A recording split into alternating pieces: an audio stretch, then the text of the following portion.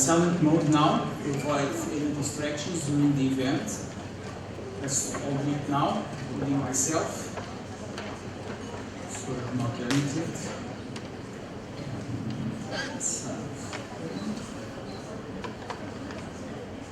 Okay, so hope everyone has done it. So my name is Fernando. I'm a lecturer at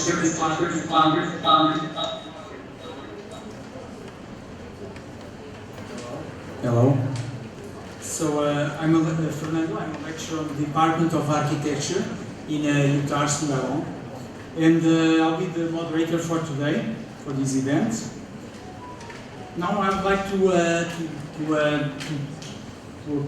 take the opportunity to thank the Safe Soil team, actually in Malaysia, for inviting us for this, to giving us this opportunity to actually share the Safe Soil movement. Safe Soil movement is actually to raise awareness about the critical importance of soil health, and soil health is also fundamental for the future of our societies, for the sustainability, for future of the food security for future generations also. So we are very happy to be able to participate in this event. Also, I want to give a special appreciation or recognize the effort of our dedicated team of co-organizers. We have about 6 departments across various faculties involved in this event, making it possible. So I'd like to thank all the departments that are involved, and also our guest speakers that are here today. They took time from their very busy schedules and to come here today, offer their time to help us to raise awareness of the safe soil, of the need of this crisis on soil that we are experiencing at the moment. Also, I want to give a special appreciation to our corporate sponsor. We have Persona Metro Holdings Berhad.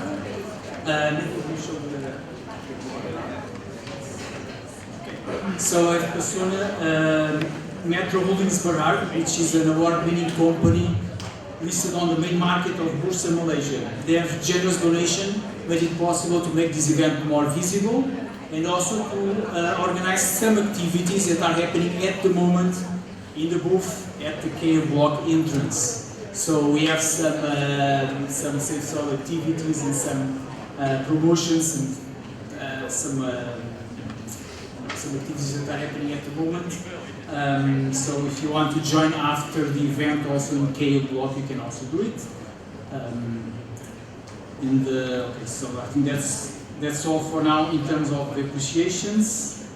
And hopefully by today you also become more aware of why is soil important, and how is it affecting our lives, and what can we do to contribute to actually raise awareness or somehow mitigate these issues. A quick note is that our event will end by 11:50. We'll close with a Q&A session. That session will be based on pre-selected questions. So we have already selected questions from the participants online. There was a huge participation, so we already have a number of questions. Unfortunately, we won't be able to cover all the questions. So we have selected the ones that we are able to answer in the short time available. Okay? So we won't be able to cover all the questions. So sorry about that. Okay, now I think it's time to introduce our first guest speaker, and there is actually the inspiration behind today's event. Let's welcome Mr. Sayed Jah. He's a 19-year-old soil advocate who is in a powerful mission. And he might be a little late because, well, he's actually cycling all over the country and all over several countries actually. We're all over Malaysia also, so hopefully he's around here by now. Let's play Safe Soil Anthem, the song of Safe Soil, to welcome Mr. Sahil. If he's around, hopefully he will come. Safe Soil.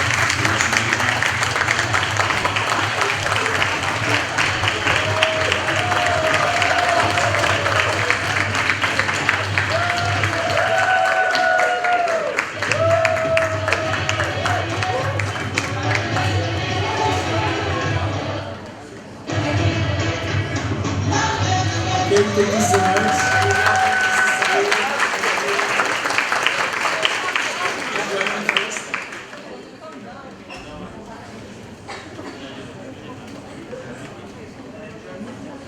Save soil. So,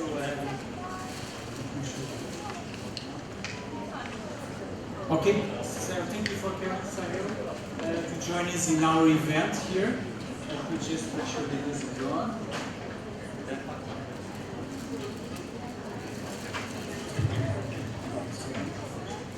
Okay, I think many of us don't know you yet. So maybe you could introduce us a little bit about what actually are you doing in Malaysia at the moment? What is the venture that you have started cycling from different countries? Good day, beautiful people. My name is Sahil, and I'm 19 years old, currently studying in senior high school.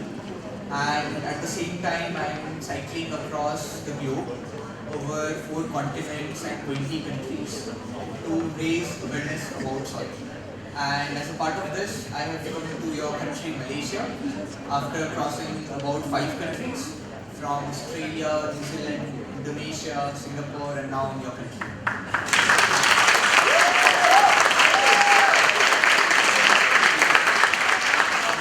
Maybe I would like to ask you just a few questions. For instance, why is safe soil so important for you? What is the? Can you highlight for us? Maybe some of us don't know why should we care so much about safe soil? Well, soil is important because we have to eat. If we don't eat, we cannot survive. Almost 95% of our food comes from soil, but today the soil is turning into desert or sand. That means we won't be able to grow any food or healthy food in the coming years. So it directly affects our food security, our water security, our environment, our physical and mental health. So these are one of the few reasons why soil health is so much important. What is exactly that you're trying to achieve? So you say that you are. So actually, you started cycling. By the way, the cycle is 19 now. I think many of you are 19. Anyone 19-year-old here? Anyone? 19-year-olds? 18? 19. There are a few 19. Okay, there is a bit too young. But actually, Sahil started when he was 16. Any 16-year-old? Too young. Okay. In between, I think there's 17. What made you start this journey at the age of 16? What made you dedicate your so much time of your life to this cause? Well, when I was 16, I wanted to become a sports person, but during COVID, I was locked in my room and my English school teacher told me to read more and more books, apart from the school syllabus.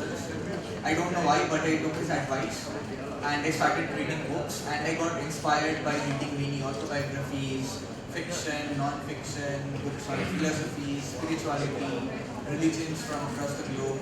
And then I thought I should be doing something more in life than just earning my bread and butter and living pleasures and like that. So then I read a particular book called Death by a spiritual leader from India called Sadhu. And I got inspired from that book and I started to follow him for some time. And he said that he will be riding his motorbike all the way from London to Middle East to India at the age of 65. So there I felt inspired and I felt a bit of shame inside myself that why not people of my generation are doing something for this issue. So I thought I should know about soil, what is the problem, and based on my research, what I found, it inspired me and amazed me so much that I thought I should do a similar journey like Sadhguru to bring a big change for this. Okay, so at the age of 16, actually, what have you done in India? So when I was 16, I started off from my home and I cycled about 15,000 kilometers across India, which took me about 15 months in total, continuously. And I spoke at about 250 plus universities, schools, with many political leaders, business leaders, media people, to make them aware and ask them to bring a policy change and investments and research about soil extinction. So so that it can be addressed as early as possible. No, isn't that amazing? Okay, it's amazing that so many organizations go to this kind of experience. It's quite inspiring, I think. And okay, one more question is, if our students want to, everyone actually in the audience, if they want to participate in this sort of movement or somehow support it, do they need to get on a bicycle also and with their families going cycle, or is there other ways to be part of this? So I cannot take any person from any other country on a bicycle but Malaysia is an exception. You cannot join, okay. No. Malaysia is an exception. Any other country I won't take, but Malaysia is most friendliest to me. So far,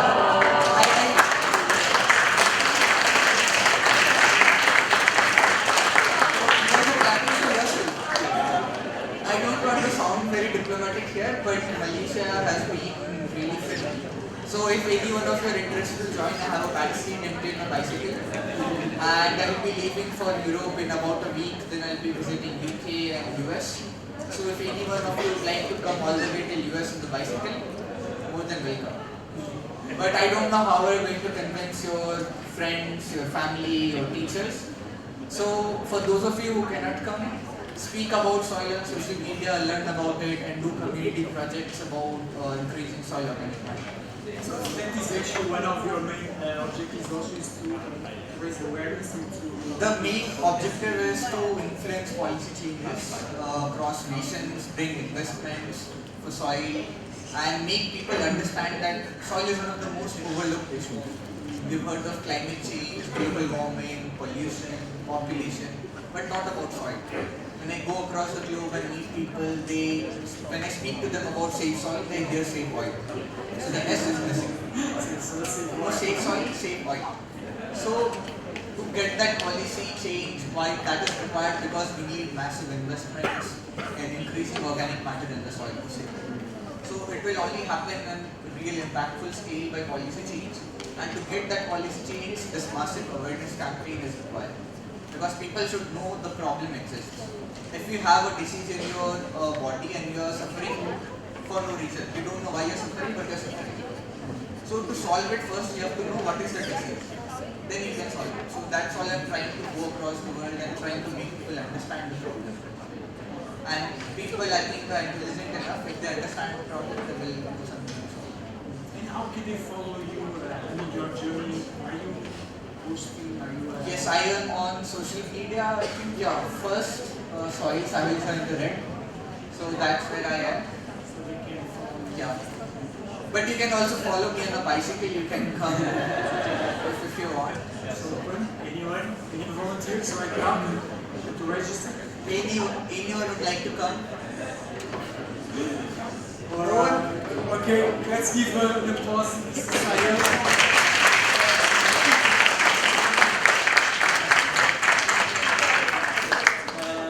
Now, Sayal is also introducing something that is called the Safe Soil Movement. I think it's time now to learn a little more about Safe Soil Movement. It's a global movement to actually tackle this soil. Imagine a country you live in being hit by less and less fertile soil, making crop growing increasingly difficult. Sandstorm conditions prevail in the Indian capital, and now there are fears of early desertification of the region. Desertification and erosion are both concerns. Soil is the habitat upon which zillions of lives thrive. Because of that thriving life, everything grows. We eat food, other animals grow, everything happens because soil is rich. Once there is no richness in soil, then you have forsaken the planet in many ways. We talk of carbon, we talk of emissions, we talk of pollution at various levels. Before all that, we need to address the most important concern, because there is a misunderstanding in the world. There is a campaign to project civic issues as environmental issues. Right now, if plastic bags are floating around in New York City, this is not an ecological issue, this is a civic issue. If our rivers are polluted, this can be fixed. In 1 or 2 years, if you set up the necessary purification plants and enforce the law, these are civic issues which can be fixed with a little bit of law enforcement and awareness. But the real issue is soil. The United Nations agencies with enough scientific data, they're clearly saying that we have soil, agricultural soil, for another 80 to 100 crops on the planet. This is 45 to 60 years is what we have agricultural soil. We are calling this as soil extinction. You've heard of dinosaurs going extinct, you have heard of dodos going extinct, but this is soil extinction is what we're looking at. The real problem is soil extinction because in the last 30 years, 80% of the biomass insects have disappeared from the planet. 80%. This is a suicide. You know, this is a real suicide. So in 45 years' time or 50 years' time, there will be serious food crisis on the planet. It's inevitable. When food crisis comes, well, whoever has the biggest guns will come and take the food. And the chaos and the suffering that we will create for populations around the world is unimaginable.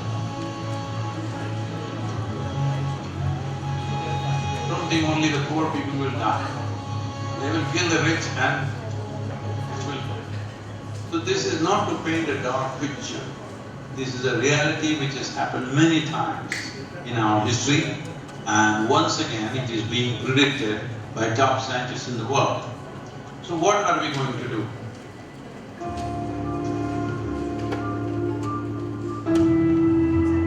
Why is soil going away? Where is it going away? See, what is sand becomes soil if you add organic content to it. What is soil becomes sand if you take away all the organic content. If you go into a rainforest, the organic content in the soil will be over 70%. In normal agricultural soil, the minimum organic content that has to be there to call soil soil is 3 to 6%. 3% is the most minimum.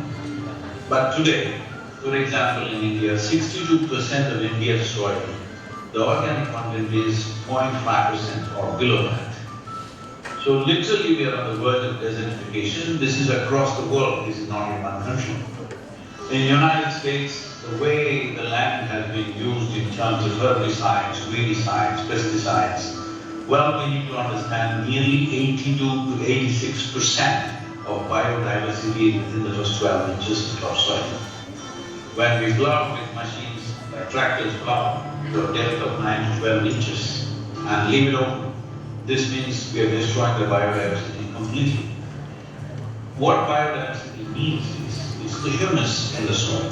The word human comes from the word humus. That means this is actually living soil. So it's very, very important that soil becomes the focus, because if you put 1/3 to 40% of the land, especially in the tropical world, under tree shade, your climate change could be easily reversible. Land is getting hot simply because it is plowed or it is paved. Land has to go under vegetation, whatever kind, natural grasses, bushes, trees, whatever, because all these are serving the ecological activity. And we must also understand soil is a very significant carbon sink. And soil is the largest water source on the planet. And this 36 to 39 inches of topsoil on average around the planet is the basis of 87% of life on this planet. To keep the biodiversity alive is the most important thing that we need to do right now. Unless we start now, this will not happen. As a part of this, we are unfolding a movement called Conscious Planet to bring maximum number of people. Right now, it looks like climate change, ecology, all these are playground for the rich and elite. No, this must change. Individual human beings should become conscious about the danger that we are facing. Ecological issues must become election issues, and political parties must give significance to ecological issues in their manifestos. Governments must be elected for their concern for ecological issues. This needs to happen.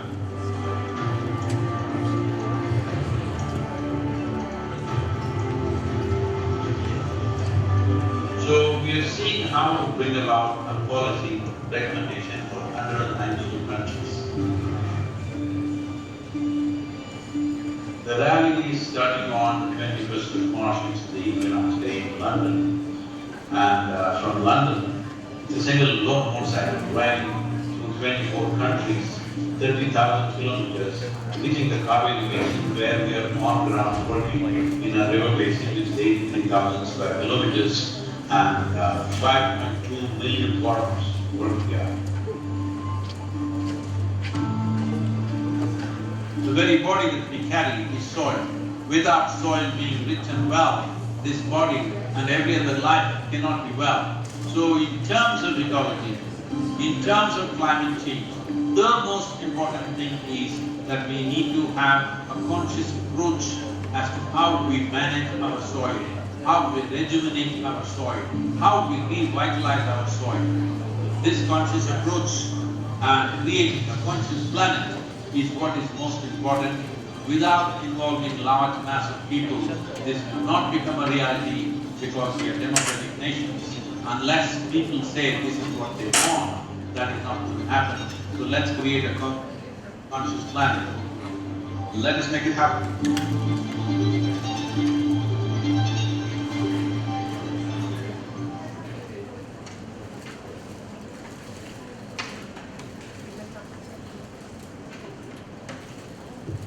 Okay, thank you for listening. So now I hope that we are all a little more aware of what is the situation with our soil crisis and also how we can help. Actually, we can check the website of Safe Soil movement because they have a lot more information there. There are slides, they are sharing actually a lot of information that you can use as your teacher also. If you want to share with your students, you can also use the information there. You can download it for free. You can also become an ambassador of Safe Soil by registering in the website. It's very simple, and basically the idea here is to bring awareness to this issue and get people talking about it and also posting about it online. So that's one way that we all can help. Okay, so now without further ado, let's move to our next speaker, Mr. Michael Simon. Mr. Michael Simon is one of Malaysia's most celebrated and versatile TV producers and the founder of Homegrown Farms, an organic farm based in Semenyih. Let's give a warm round of applause for Mr. Michael Simon.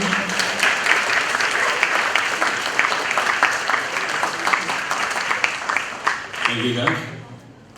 It is really nice to see all the young faces here coming together for something as important as this. When I was your age, all I could think about was what's for lunch, at this time. So, but it's amazing to see this. And since none of you have raised your hands for a ride to Europe, I'll be going to Europe with this guy. It's free. So, okay, I'm from Homegrown Farms. I'm here with my ex-girlfriend, who's my wife now.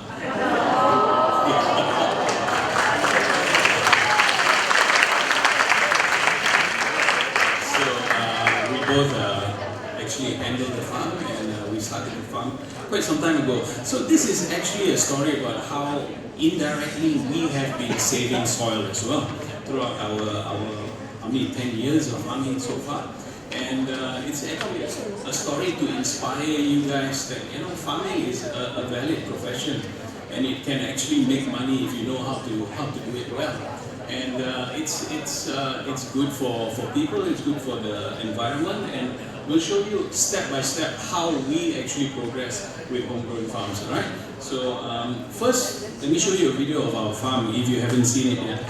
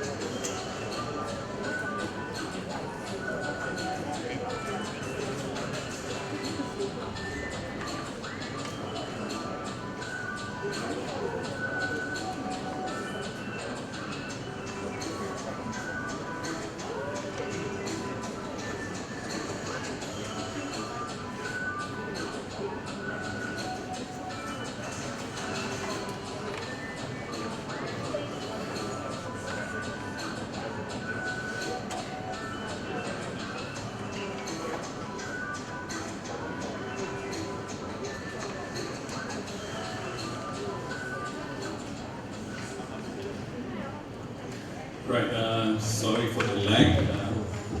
I'm always cursed when I want to show videos, but you know, no big deal. So, many years ago, about 10 years ago, we decided that, hey, you know, we have 4 young children. We said that, hey, why don't we start growing our own vegetables for our own children? And you know, one thing led to another, and those years were the, you know, startup years. You know, everyone was wanting to be a startup. Everyone was going to be the next unicorn and stuff like that. So we went on this journey as well. So we entered this competition run by Khazanah, and you know, everyone was a tech company, and they were doing this software, they were doing SaaS, they were doing all sorts of you know, tech-related stuff, and we were the only jokers. We were the farmers there. But guess who won? We won. Right? So we won that, and after some time we said, hey, this is too much for us. We're getting older, and you know, enough running this rat race. Let's put our heads down and start farming. So we found that actually food security, you know, everyone talks about food security. Everyone says that, you know, we need to be secure when it comes to food. But do you know that food security is actually very expensive? Right? You walk into any organic aisle in the supermarket, you find that organic vegetables are priced up to 300% more.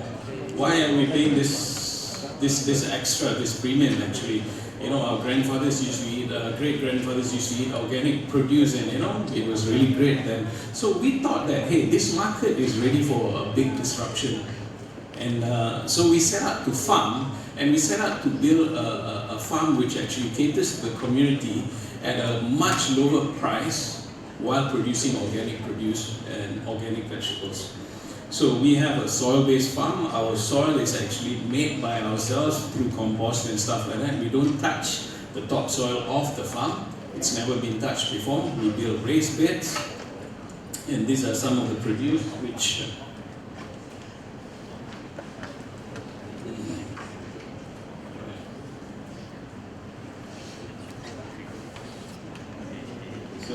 we also have aquaponics. We don't just farm on soil. We also farm with aquaponics. So aquaponics is where you keep fish, and the fish water is actually circulating throughout the growing pipes, and that actually gives the nutrients to the plants. The plants actually suck up the nutrients from that water which is flowing, and it filters the water back to the fish tank. So it's a great way of farming because it saves about 95% of water. So we're conserving water here, we're growing vegetables, and guess what? Bonus is fish. So after, you know, planting on soil, planting on aquaponics, vertical aquaponics and stuff like that, we said that, hey, you know, let's take it higher. So we started actually farming on rooftops in the city center. So we had a couple of rooftops. We started out with Crops for the Future, which is near our farm. We built a really good rooftop farm, and we found that, hey, it's feasible to actually grow crops in the town center on rooftops and so on. There is another video here. This is the first rooftop farm which we created for Crops for the Future.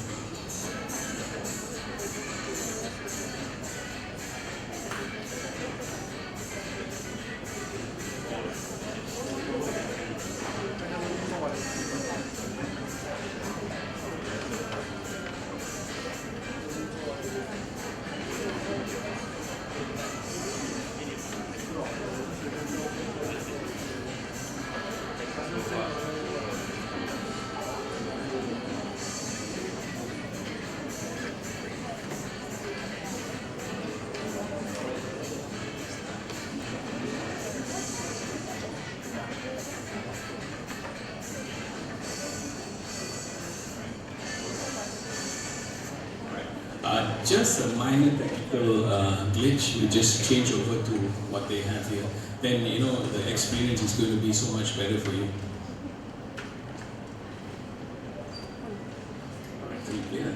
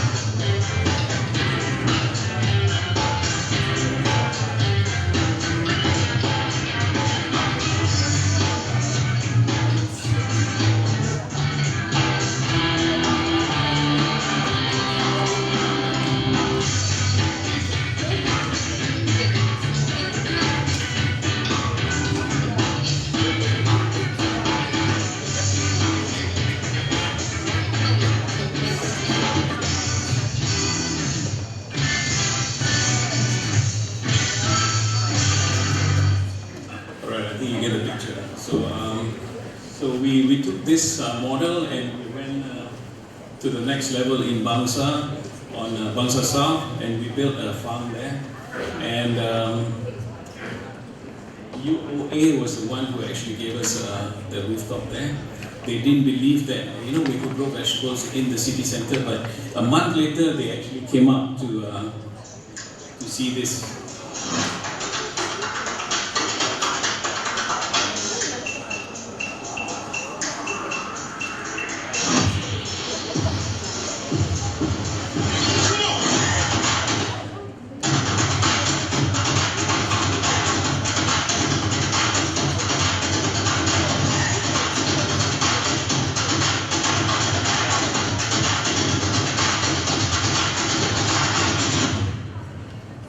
So that was on a rooftop in Bangsa.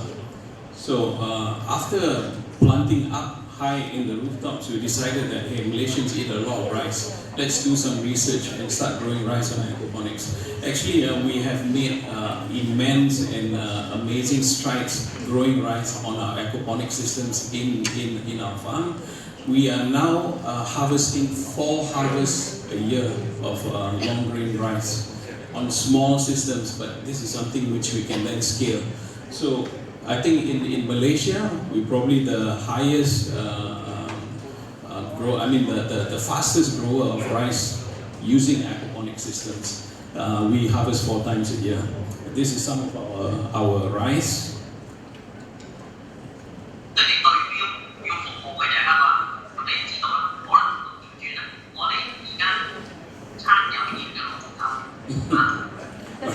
So after growing rice, we said, hey, let's start making bread, and this is what we did. We have a sourdough bakery on the farm as well. So being a farmer, selling vegetables is not going to make it in Malaysia unless you have hundreds of acres. We have only 5.5 acres. So in order to actually earn a decent income, what we did is we produce a lot of downstreams when it comes to farming. Yes, we sell vegetables, but we also sell the derivatives as well. We have pestos, we have, we're doing coffee, we are roasting, we're going to roast coffee, we make teas, and now we have sourdough on the farm as well.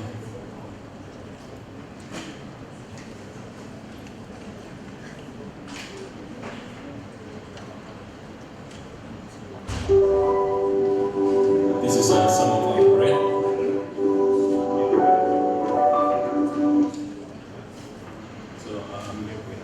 The farm is run by a Nat Baker, who's also my ex-girlfriend, who's my wife now. So she's a master baker.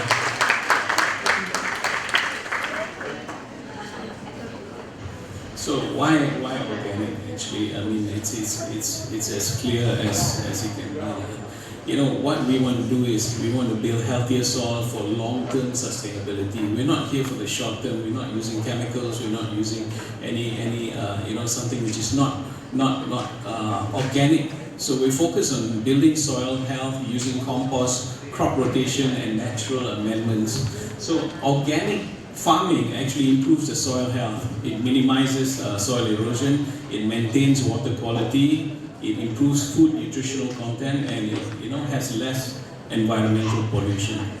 Another very important thing for you to understand is that because of commercial farming, you have this gas called nitrous oxide.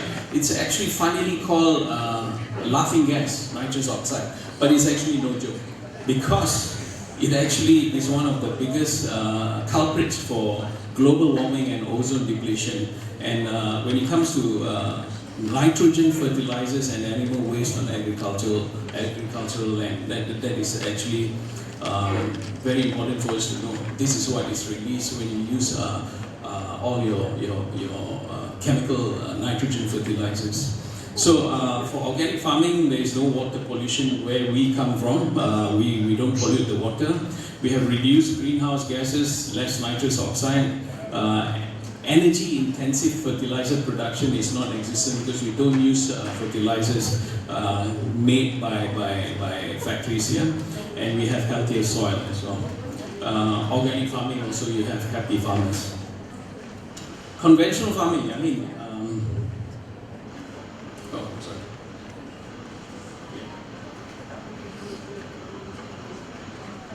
for conventional farming, this is what you see as farmers, They are all decked out when they go and spray. I mean, just imagine you want to eat this kind of vegetables. I don't think so. So this is what conventional farmers do. It also contributes to dead zones in the world. So that's one of the main reasons why we have actually utilized aquaponics. It's sustainable, it's efficient, and it also produces quite fast compared to other methods. When you talk about hydroponics, I'm not an anti-hydroponic farmer. You have to understand that hydroponics uses chemical A and B nutrients. When you use A and B nutrients, these are chemically derived nutrients. And the price of aquaponics nutrients have gone up by 120% over the past 10 years. So when we talk about sustainability, I don't think it's sustainable enough. When you talk about efficiency, I mean, chemical fertilizers increases water waste. Every 3 to 4 weeks, you need to flush the system of the nutrients, of this nutrient water. And where do you normally flush it? Because you flush it down the drain. And when it goes into the drain, it goes into the waterways, and it goes into the Gulf areas. That's why, and it causes dead zones as well. So to me, it is not sustainable, and it's a very dangerous proposition. I'm just running through this quickly. So these are some of the challenges we face: sourcing for good soil, compost, and seeds. We have a lot of issues with pests. We don't kill pests, we try to chase pests away. We educate our customers to buy organic because organic is much better for your health. We're making organic produce affordable. You see, like AirAsia makes flights affordable for everyone. Now you can eat organic if you eat with us. We change people's perception that organic vegetables are only for the rich. Actually, it's not. I mean, everyone should be accessible to it.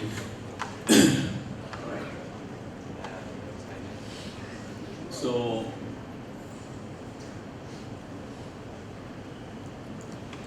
as I said earlier, I mean, how do we make an income? The farmer in Malaysia cannot sell just vegetables and hope to send his 4 kids to international school. A farmer needs to have a lot of downstreams to actually make things happen.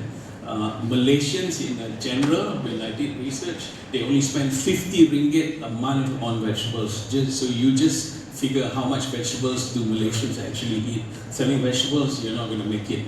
Right? So the downstream is, we make sourdough, we make pesto, we make tea, we make coffee. We have aquaponic systems for sale. We have honey on the farm as well, stainless steel honey.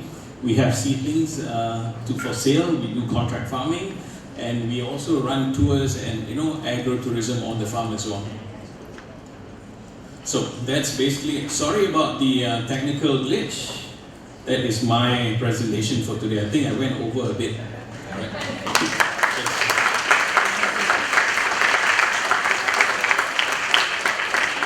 was a very inspiring talk. I think that is not the presentation, although even with the glitches, is very impressive.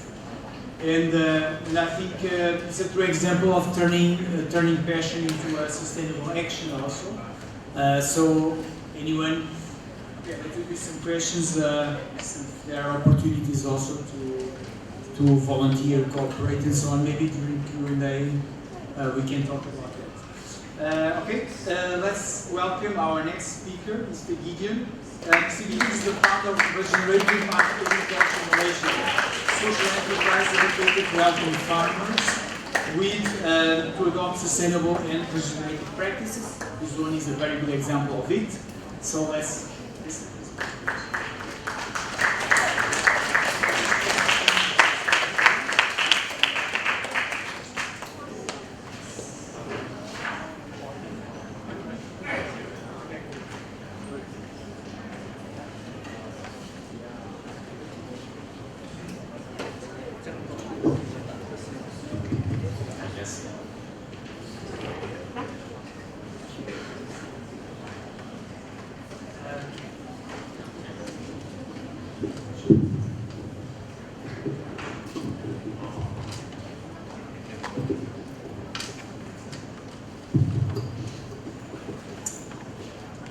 Hello, good morning.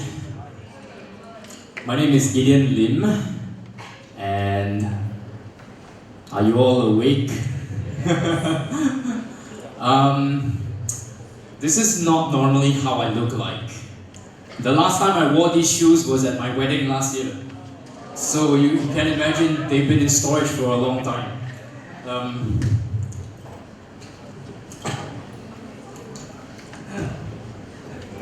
This is more like it. So, I'm a full-time farmer, and today I'm going to be sharing with you guys a little bit about how I got into agriculture. What is my farming story? Okay? Now, I'm 33 years old this year, and before I begin, I just want to ask you all, can you imagine your life 5 years into the future? What would you be doing now? What would you be doing then? What about 10 years into the future? Have you thought of that? Well, if you don't have an answer, that's okay, because I didn't have an answer either. When I was fresh out of college, fresh out of SPM even, when I was 17, 18 years old, I didn't know what I wanted to do in life. I did not have my direction yet. When I went into my A-levels, when I went into then my college days, then my degree days, and then at 22, 23, when I graduated, I didn't immediately know what I want to do. But all I knew was I was really passionate about nature. I was really passionate about plants. I was really passionate about wildlife. And I wanted to make a change. And I didn't want to make a change 5 years or 10 years into the future after I have gotten a quote-unquote stable job. I didn't want to waste any time. And so I did the craziest thing. When I graduated, I told my mom and dad, hey, I think I want to start my own business. Huh? What business? I think I want to become a farmer. They said, son, you crazy, graduate from the UK and you come back and you want to be a farmer. I said, Dad, being a farmer is one sure way to be pretty guaranteed to not starve to death, because we'll be growing our own food. Little did I know, the road ahead would be super interesting, but super challenging as well. Alright, so here's my story. Okay. So, being a fresh graduate means you have, number one, no job, no money, no connections, very little of everything else. And you're always constantly under this pressure to be something. Well, at the time, the constant pressure I had was my mom and dad always asked me, son, when are you going to move out? And so, I did all kinds of different odd jobs, part-times, freelance, the gig economy, nowadays you guys call it, to sustain what I knew I wanted to do in the future, which was to start my own farming business as soon as possible. Okay? I was a university ambassador in the University of Sunderland, both in the UK, but also when I graduated and came back here to Malaysia. I did all kinds of different odd jobs. Sales, selling DVDs, selling laptops, at the Pasar Malam, you name it. But one of the jobs that really stood out to me, and I will forever remember, is this. I'm just gonna go ahead a little bit. We'll just pause on this slide for a while. Okay. Now, imagine this, yeah? I want you all to close your eyes and pretend that you are me. You have to wake up at 2 a.m. in the morning, every day, including Sundays, and drive a 1-ton lorry to go to Malaysia's largest agricultural market in Selayang Pasar Borong, okay? Somewhere north of KL, near to Batu Caves. That was my life. Okay, you all can wake up already. Otherwise, you all think of 2 a.m., 3 a.m., all start to fall back asleep already. That was my life for 1 year. I drove a lorry, and yes, I had an active lorry license, to go and pick up vegetables every single day to understand what made Malaysia's agriculture sector tick. So I figured the best way was to just dive head deep. What I saw, what I smelled, what I experienced was no shortage of a total shocker. Imagine now again, the moment you arrive at the market, instead of smelling the smell of a farm, which you would expect, fresh vegetables, beautiful lush greenery, all you smelled was chemicals. All you smelled was rotting vegetables, despite the amount of chemical pesticides, fungicides, weedicides. All these are the 3 suicides that I always say. Indeed, you are slowly killing yourself if you eat those kind of vegetables, just that you won't know it until it's too late. So that was the kind of vegetables that I saw 99.9% of Malaysians, including myself and my family, was eating. And honestly, I was terrified.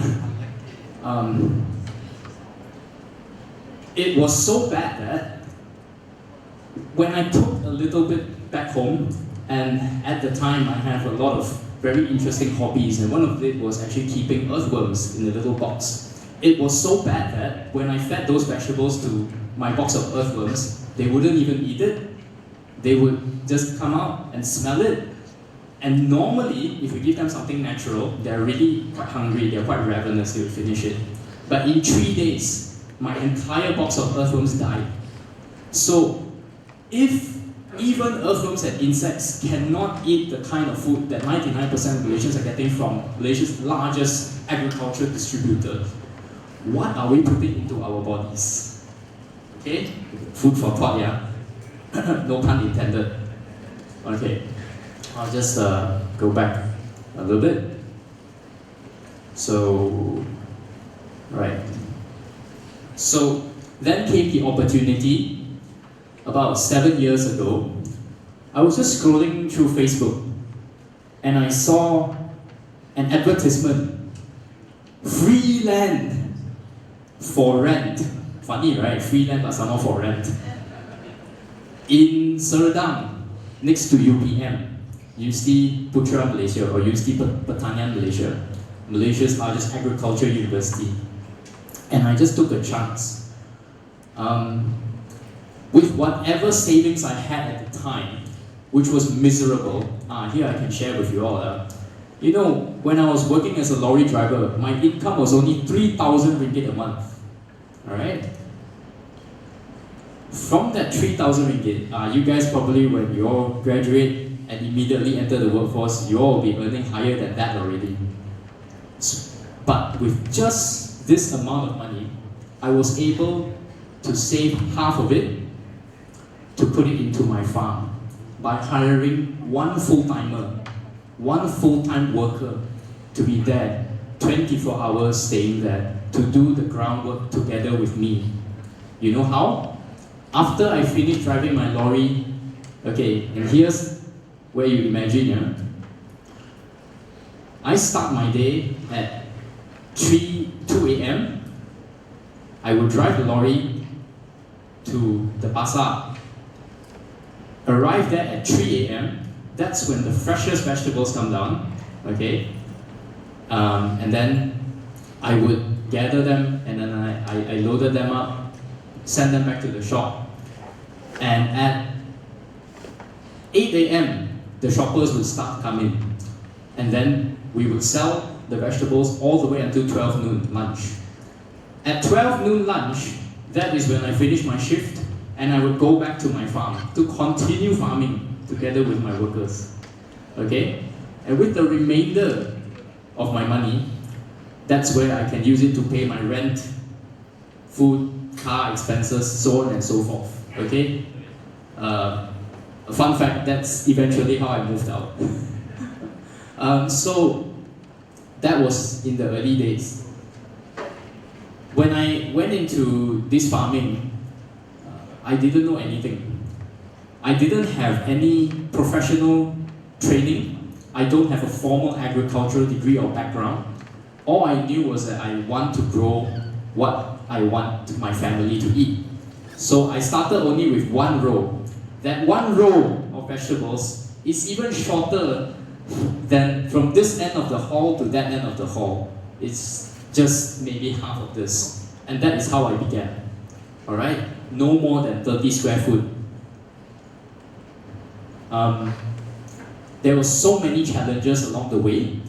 I think the major one is that for those of us who want to go into organic farming, there is so limited access to information and knowledge and data of how to do it correctly.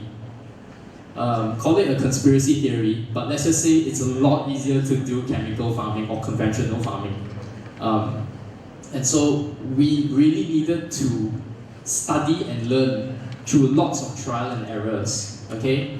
Now, here's another story I can share, which really woke me up. Because I didn't know anything about organic farming at the time, I would just listen to anybody. It could be a salesman, it could be a representative of an agriculture company who come and tells me, buy our organic fertilizer, quote unquote. And you start, sure, very good one. Buy our organic pesticides or sprays or whatever it is, you start. Those things were not cheap. And after a year of renting this so-called free land, which was not free at the end of the day, okay, we ran into a lot of cash flow and financial problems. We could not sustain the farm to the extent where I had only 3 figures in my bank account at one point. That was really scary for me, having just moved out and being an independent adult. But that was when I had what we call now a personal magic moment. So imagine this. We were in such a bad place where we couldn't even buy our next tong of gas to cut the grass. So, instead of using chemical fertilizer and cutting the grass, We used natural materials. We began to research, we studied. I personally, with all my lorry driving experience, went to pick up lots of natural materials. We went and knocked on doors, we went to get food waste, we went to ask our local town councils, can they supply us landscape waste? We went to Nestle and asked them, hey, can you supply us your coffee dregs, your soya dregs? We also went to knock on a lot of animal manure suppliers directly from the farm. Could you supply us in huge quantities? And the answer that we got was yes. And in fact, it's a problem for them. They usually need to pay waste manufacturing company, waste management companies to get rid of all this waste. So we were kind of turning it around and saying, hey, we could get rid of all this waste for you and turn it into something wholesome. Okay? So we left it there on the farm, we let the grass grow, and we just said, okay, we are not expecting anything out of this. I told my workers, and we just let the land lie fallow, means let it be empty. The grass grew this tall, taller than me even. The plants started coming back, not only grass, the insects started coming back, the birds started coming back, life started to come back, and when you dug the soil, earthworms were so abundant, it's like seeing Maggie mee in the soil like that. It was wonderful. And we thought, okay, since this time we didn't use any store-bought purchased products, including organic fertilizers, what's going to happen? We had no answer until we tried planting them.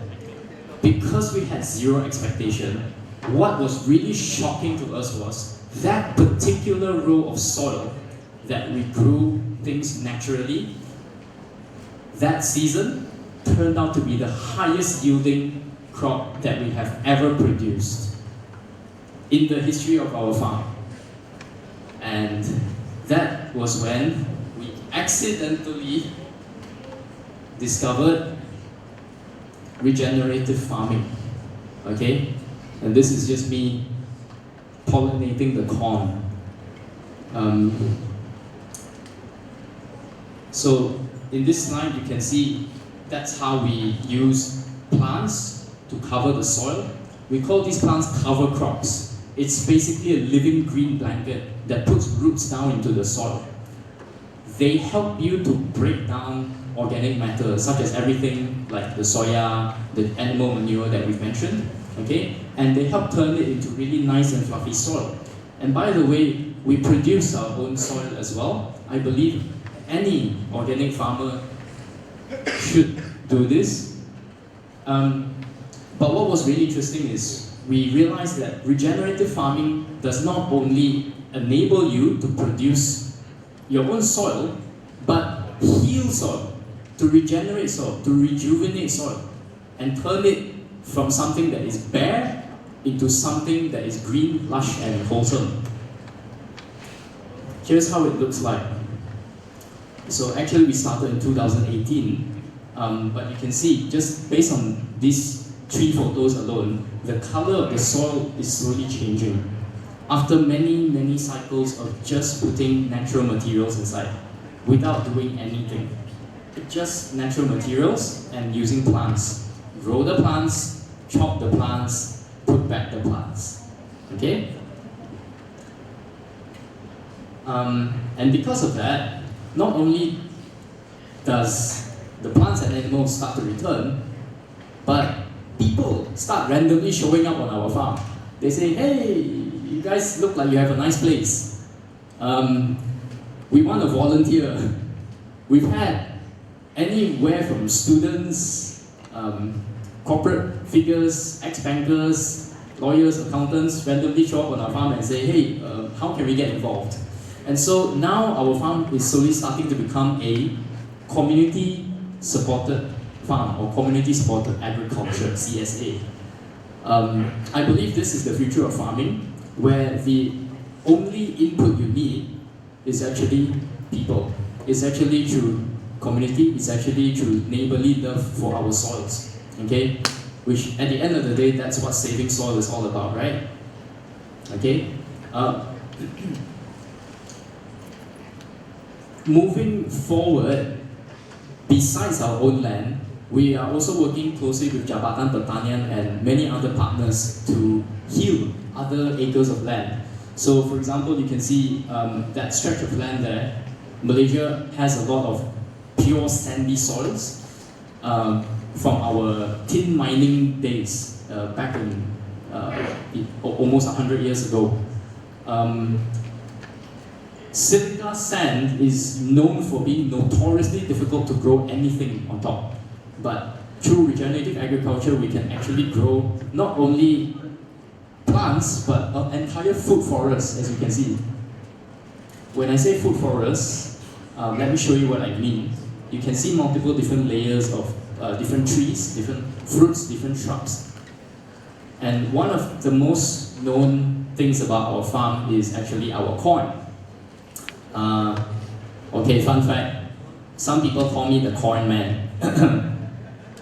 Okay, better than corn artist lah. But yeah, you can see corn is a really interesting plant because it grows really tall. And so when it grows tall, it can also support other kinds of plants to grow alongside it. For example, beans. In return, the beans actually provide nitrogen into the soil. And on top of the soil, you can add other kinds of plants like squash, like leafy greens, in order to keep the soil moisture well covered and to keep the earthworms happy. So this system is actually called the Three Sisters planting. The first sister being the corn, she grows the fastest and the tallest. The second sister being beans or cucumbers, which can climb, okay? And the third sister being all kinds of leafy vegetables. Now, I want to show you those kind of corn there. How many of you here have seen colored corn like that? Raise your hand. Not bad, okay? How many of you have eaten this kind of colored corn? Thank you for being my customer. Okay. Anyway, I just want to show you that these are some of the things that we have, and just to wrap up, nutrient density is also one of the ventures that we're going into. Just to quickly wrap up, now we have gone full circle, and I guess one of the biggest achievements that we've done today is we have produced more than 300 kgs of food per week, which is enough to feed 85 families. 85 people a week. So that's half of a hall here every week, almost entirely for free. So people talking about food security, this is food security lah. And to do that, we have cycled or recycled more than 600 tons of waste products. 600 tons over the past 7 years. Alright? So, hey, if I don't have an agriculture background, my family didn't give me any money to do this. If I can do it, anybody surely can. And here's the thing, I will end with this quote from Sadhguru. Protecting the environment is not an obligation, but it is a way of life. Okay? So hopefully, I want to share this way of life with you all, and you all are more than welcome to visit my farm. We welcome volunteers as well, so maybe if you all want to fulfill, I don't know, some community volunteering hours, feel free to drop by our farm, search us up on all our social handles. Yeah, that's it. Thanks guys.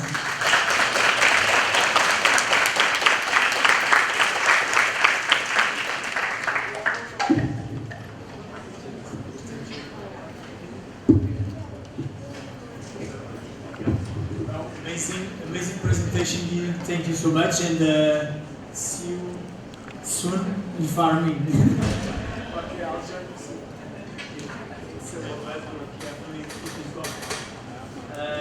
So again, the power of pursuing your passion, your dream, perseverance. How much can you achieve? What are the limits? If you are really committed to it. Seems there are no limits actually to, if you are really passionate about it and you dedicate yourself to it, seems like you can do miracles. I think this is nothing short of a miracle actually, what Gene has done and shared. Thank you so much for sharing that experience. Now, no more delays, we are a bit late I think, but at the same time I think we have answered a lot of the questions that were from the Q&A, so we should have covered many questions already. So let's now go to our last final speaker. They are Alan Tay, is the founder of the Atelier Alan Tay Architects, an award-winning architecture practice. Alan will share his experience during the pandemic, which led him to create or to co-create an urban farming initiative involving more than 50 families in his residential community. So he's coming from a different perspective. So let's welcome Alan Tay.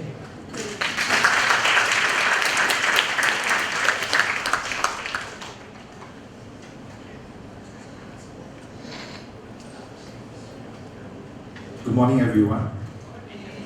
Thanks for inviting me to this wonderful event. So I think many people wonder why an architect has to do with farming and saving soil. But in fact, I think the role of architect can be also instrumental in forming a kind of a closer relationship, more harmonious relationship with Mother Earth, particularly through creating greener buildings, designing greener buildings. Of course, it's not just a slogan. And of course, today I'm not going to talk about designing green buildings, but I'm talking about more on how the experience of the urban farm inspired me to design more community-centered projects, and also using urban farm as a catalyst to bring communities together through farming activities.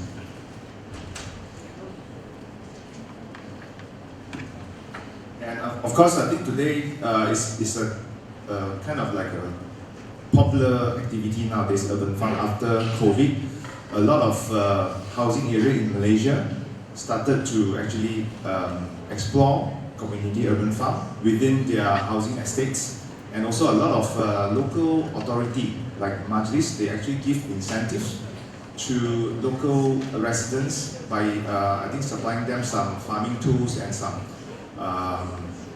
so-called cash incentive to help them to set up urban farm.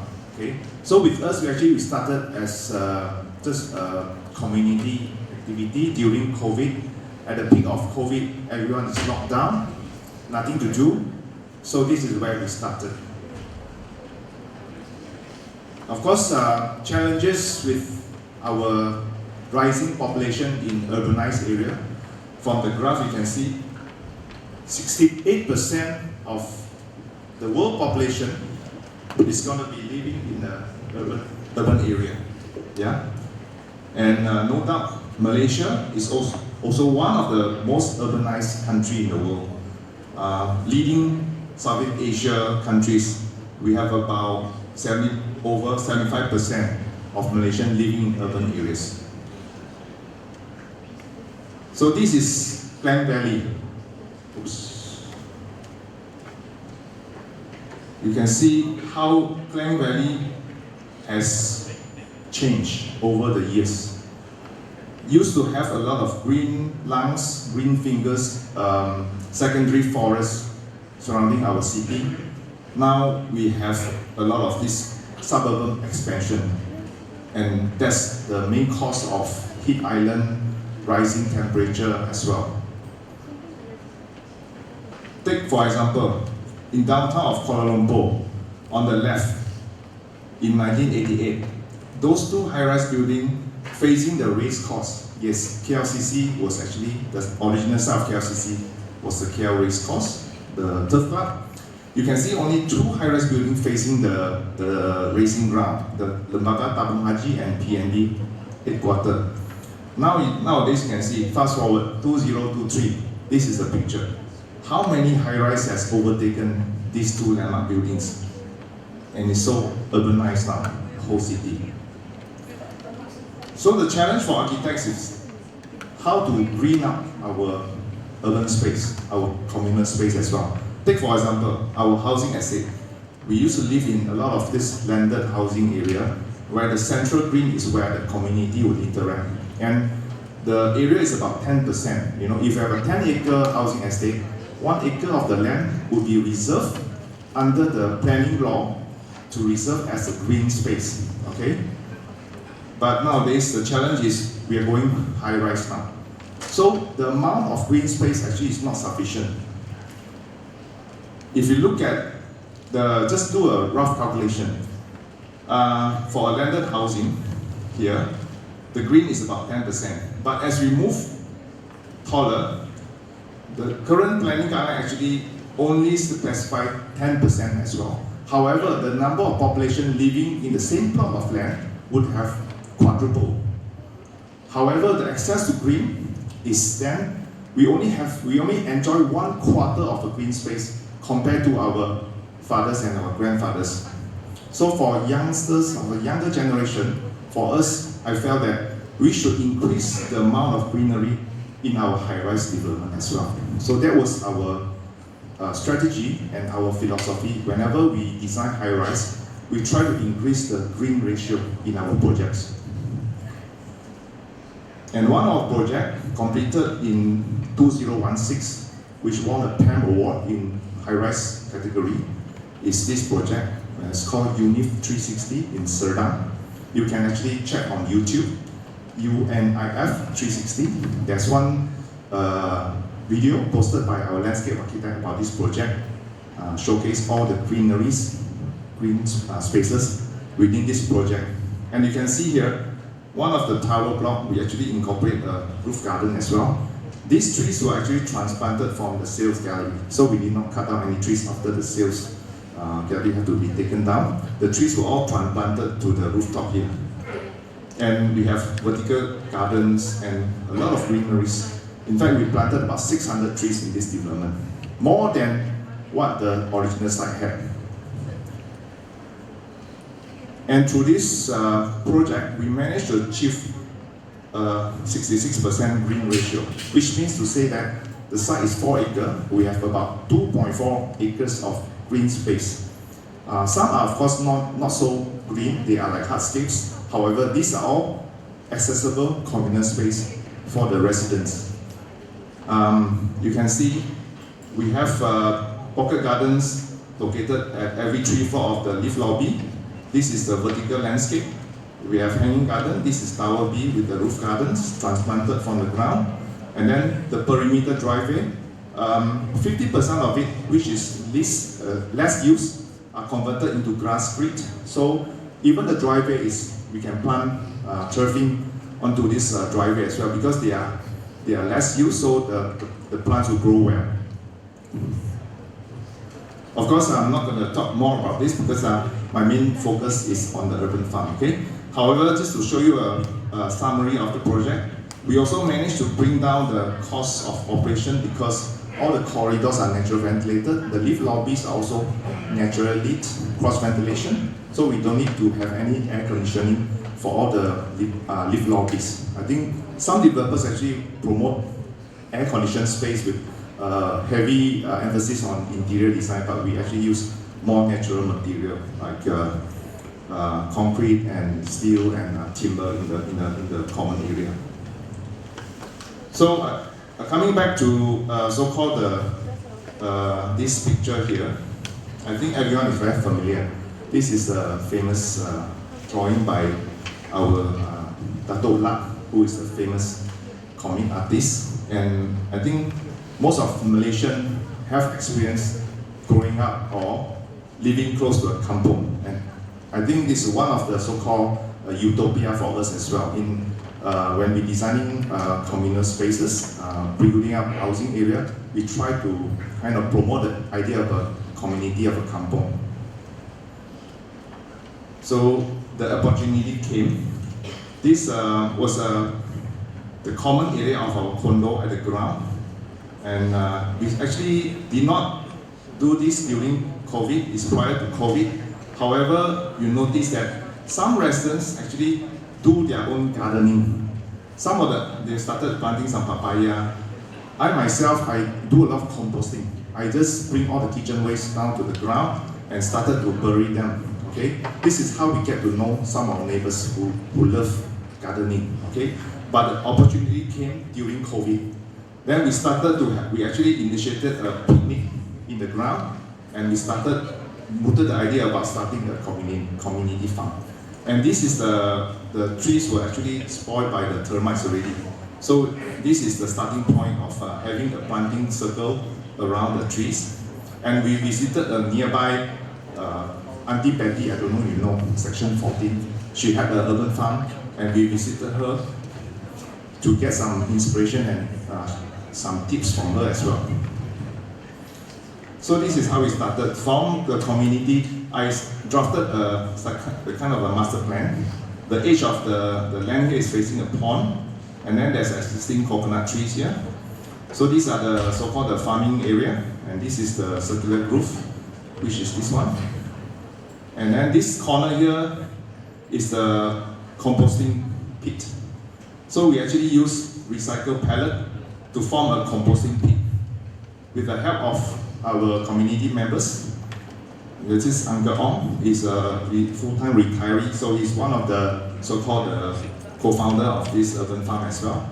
And we start to actually terrace down the slope, turning into a usable area during COVID. So we have plenty of time. Morning one session, evening we also work around the shades, and afternoon definitely.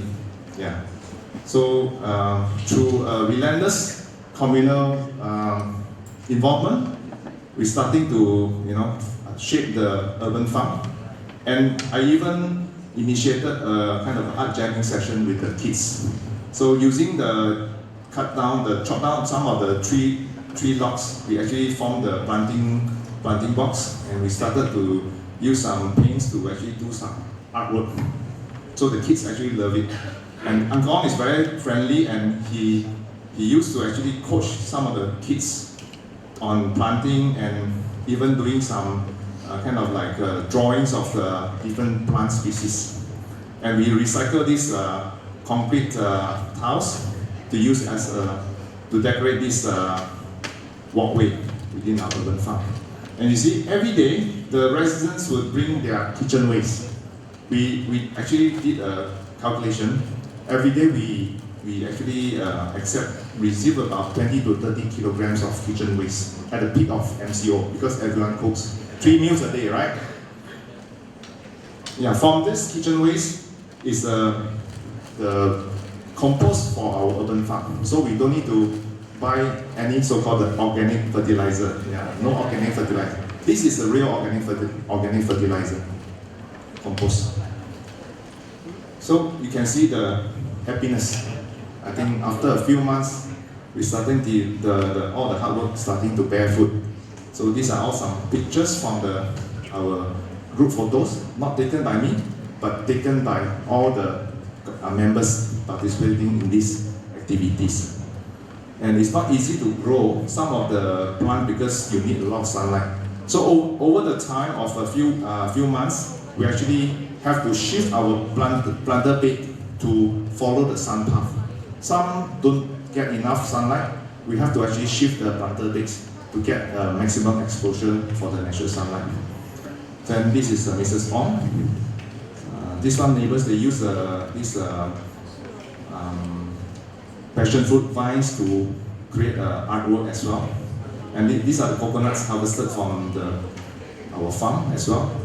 It has been there since day one. Okay, these are long beans, bitter gourd, even tomatoes as well. So they are hard to come by, the tomatoes, but we share around our harvest with the neighbors. Yeah, and sometimes the neighbors also cook the food and share around as well. So for the first time, we actually get to know our neighbors. There are 50 families. Normally we just say hello in the lift, hello and bye, or your kids, okay, how are they? We don't even know their names. But through these farming activities, we actually know each and every one of our neighbors who are involved in this urban farm, which is really, really good. More photos, me, myself with my daughter. And then we even run workshops as well, doing, this one is actually collecting all the plastics turned into eco bricks.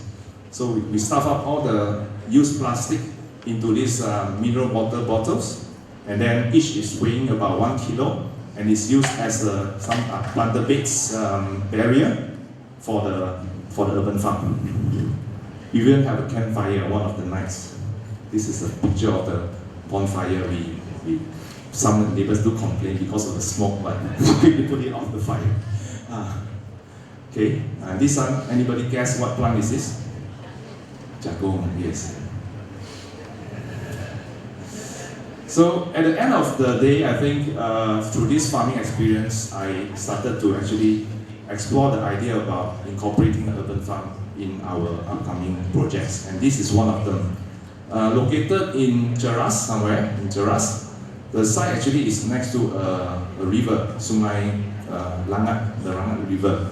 So this part of land is actually next to a river reserve.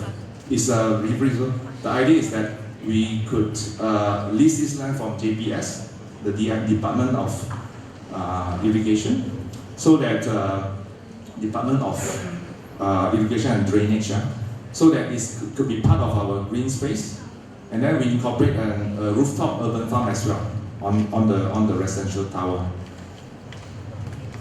And then we started to think about the idea of having an urban farm that can encourage the recycling of the kitchen waste and can turn into compost, and then from the vegetables we can actually go back to the neighbors who are involved in the farming activity.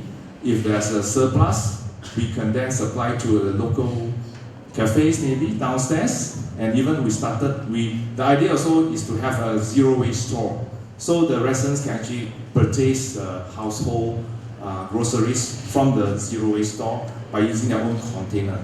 This way is also reduce the amount of plastics used in our food packaging. Yeah? So we actually convinced the developer, don't sell any of the commercial shops downstairs. You can actually manage and you curate your tenants on the ground floor so that it's contributing to the whole community, rather than sell the shops and then you don't know who are the operator, who are the tenants.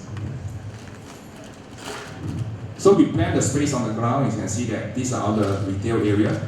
And then on the ground floor we have a community plaza where the residents can mingle around, and then next to it is our community farm.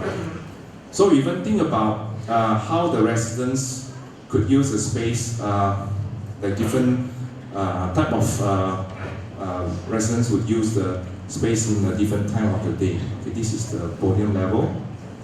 With the, one thing to notable also, we also designed the childcare together as well. Rather than just supplying a space to comply with the authority requirement, we actually consider that space is sufficient to actually operate a real childcare center, and even a co-working space, because nowadays a lot of youngsters, their job, they can actually work from home. So we also plan a co-working space within this community.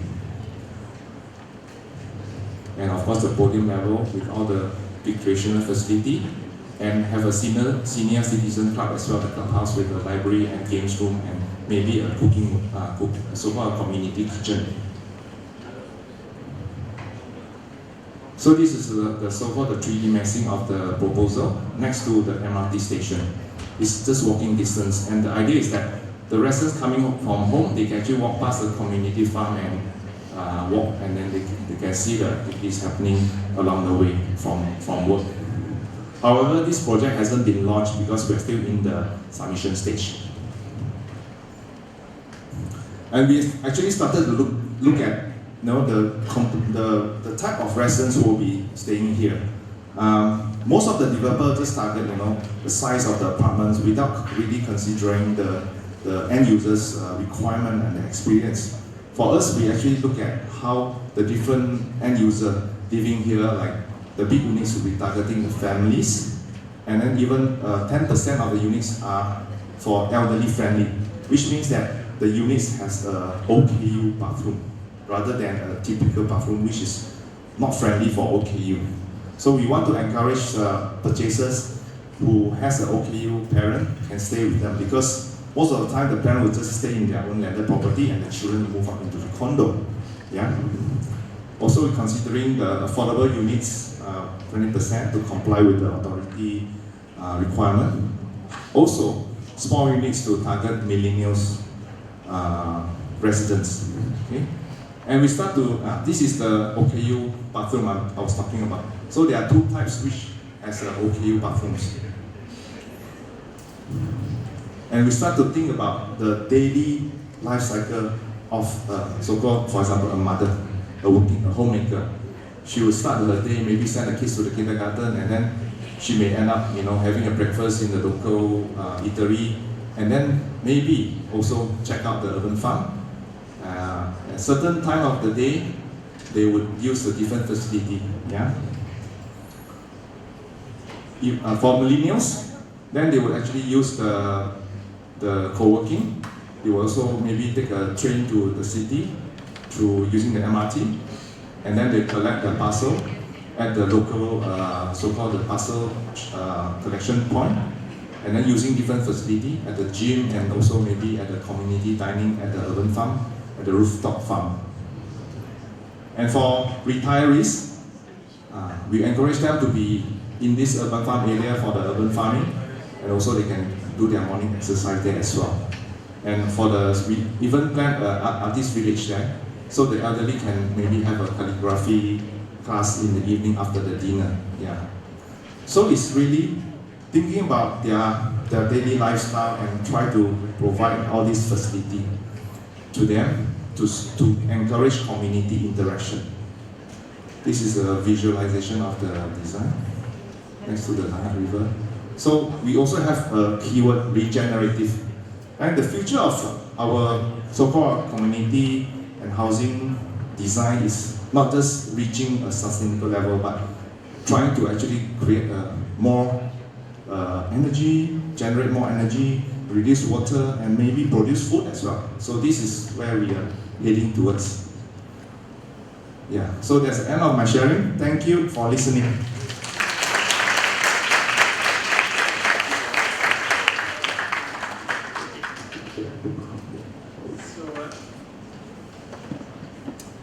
Another very inspiring talk. I think that we have actually answered most of the questions for the Q&A by now. There were some also on architecture, but Alan already presented quite a lot. I think one of the key takeaways also from Alan's presentation, and one thing that attracted me having him on board, was that one big problem that we have nowadays in societies is social isolation, the feeling, especially among the elderly. And as we can see in this project, this kind of urban farmings in the condominiums creates a bonding between neighbors, and actually combats this sense of social isolation that is becoming a problem. There's also the mental health crisis going on. Contact with nature, facilitating that contact with nature, volunteering for farming in Gideon's farm and Michael's farm, but also in the local community is a great thing to promote. So if we will try to create some visits also to all our guests in future. We'll try to organize some tours or some small workshops or something. So keep looking at your emails. We will come. There will be episode 2, 3, 4. Okay, so thank you. A round of applause for the amazing presentations and inspiring of our guests.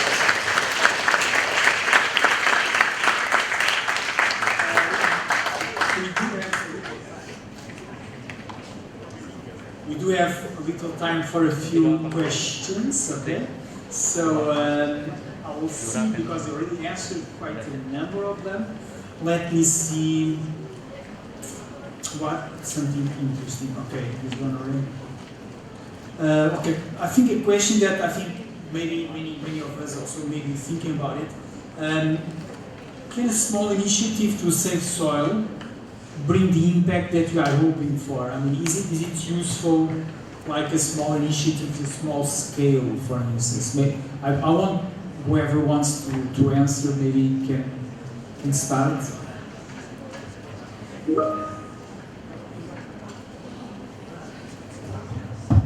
I think, like as shown in my sharing just now, you can see that even though the urban farm only occupies a space about 2,000 to 3,000 square feet of area, but I think the impact is really great. It's not so much about the amount of food we produce, but looking at the whole thing is also the composting of the kitchen waste. Every day, 20, 30 kilograms of kitchen waste there. Then the amount of bonding created among the community members. And then Yeah, and also we also brought to the awareness of, I think everyone in the community would participate about the importance about protecting our soil and also our water resources. Because I think through these activities, the kids actually appreciate that, you know, the food they eat, and they involve in the process of growing the food and waiting for the vegetables to mature from germination to the final harvest. You know, they teach them to be patient, they teach them to be respecting nature.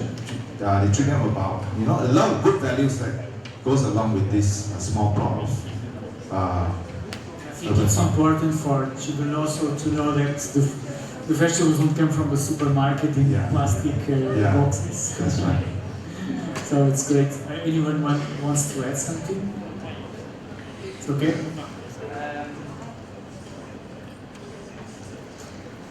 How long does it take for degraded soil to become fertile again?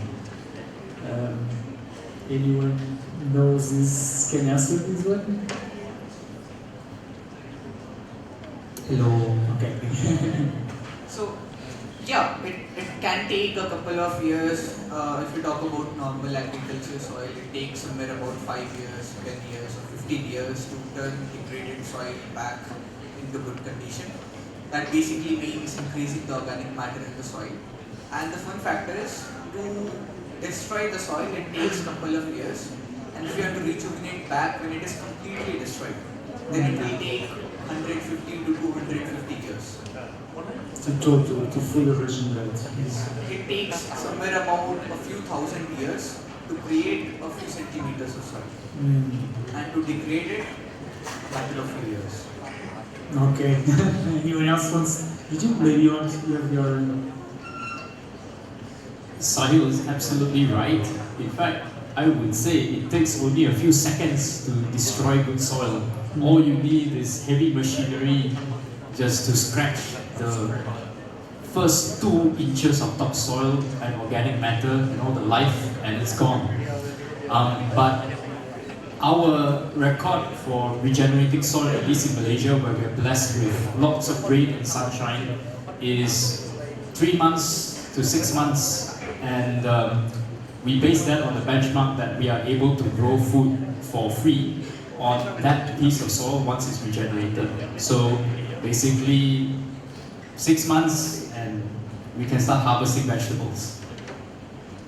Thank you. I think I have a bit of a question, but this is one is for me and Simon. But I think you already answered that. About vertical gardening is also something that can happen. Is it something that anyone can do at home? Is it so again? How can we how can we one of us contribute to this? So can we do vertical farming in our houses, homes? We need a lot of space, scale for it. Actually, vertical farming is meant for small spaces. I mean, if you're space constrained, then growing upwards, like in our farm, we grow upwards, per pipe, we can grow about 40 vegetables. So that's 1 square foot per pipe, 40 vegetables. If you grow it on the ground, 1 square foot, only 1. So I think it is available. There are a lot of systems. You can even go to Shopee or Lazada and you can actually look for vertical systems which are available. But I think the way to go is definitely vertical, because a lot of people don't have 5 acres of land, 100 acres of land. A lot of people have their driveway, but even in the driveway you can actually farm. Even in your balcony you can farm. So I think it's just a matter of whether you want to or not. That's one thing. It is possible. Yeah, I actually tried doing it in my own balcony, but the challenge is that because the house has a certain orientation, my unit is facing the southwest, so we got a hot afternoon sun, but we don't get any morning sun. So therefore, I tried to plant passion fruit, but it took us quite a fair bit of time, like 3 months only starting to bear some fruit. It's not easy because the amount of sunlight is actually has a direct impact on the performance of the plants. So the best is still like doing like Michael did in the rooftop. Rooftop is great because you get sun throughout the day. But if you are doing on the balconies, it's like if it's facing north, it's worse. North and south because you don't get any direct sunlight at all in that any time of the day. Okay. You want to add anything? I just want to say that I also started on a tiny plot of land in my dad's garden. I think no more than the size of 2 of that table. Yeah, and it doesn't take much to inspire anyone in the neighborhood to grow, as long as you have the whatever available space, even if it's just a pot on your balcony, do it, and you will see the magic that is soil. I think it's also this impact that you have to inspire, not necessarily to replace the normal farming, but maybe to inspire your, I don't know, if you have younger brothers, whatever, sons, daughters. I think for parents this is a very good idea. Okay, I think we are coming to the end.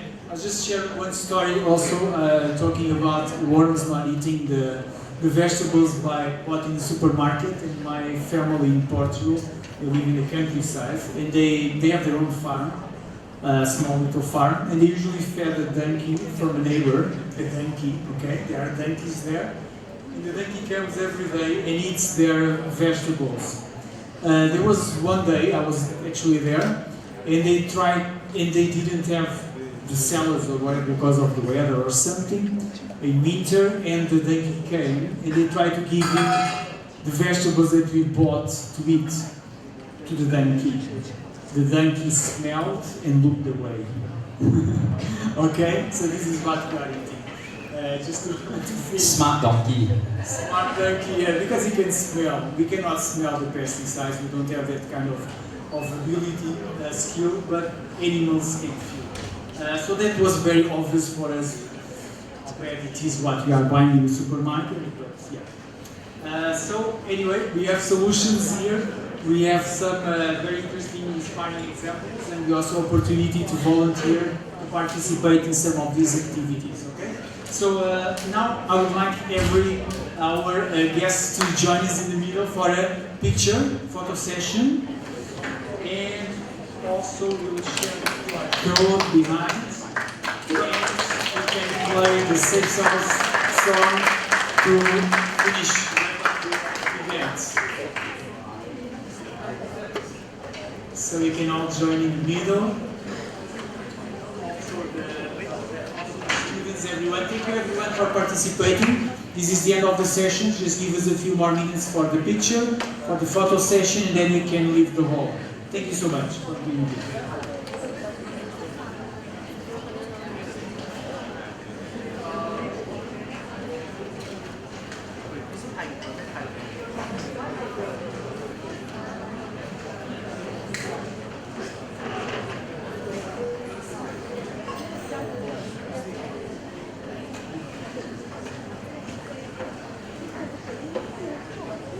Safe soil. Let's make it happen.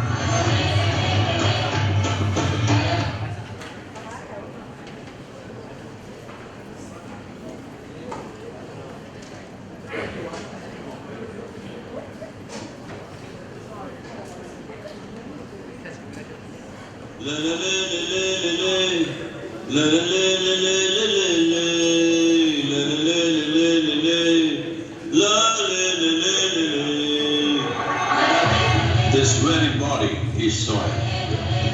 My body, your body, everybody is just soil body.